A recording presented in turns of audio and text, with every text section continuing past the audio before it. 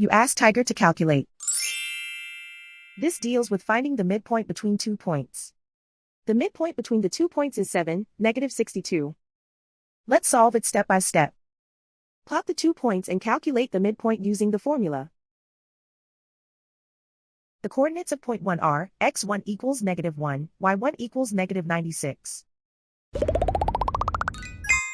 The coordinates of point 2 are, x2 equals 15, y2 equals -28. PM represents the midpoint of the 2 points.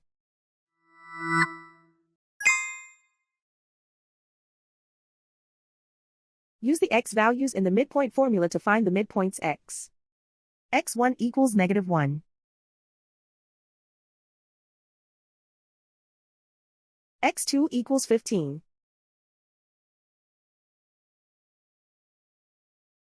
Simplify the arithmetic.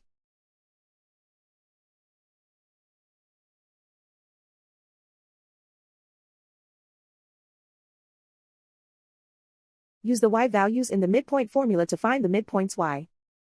y1 equals -96. y2 equals -28. Simplify the arithmetic.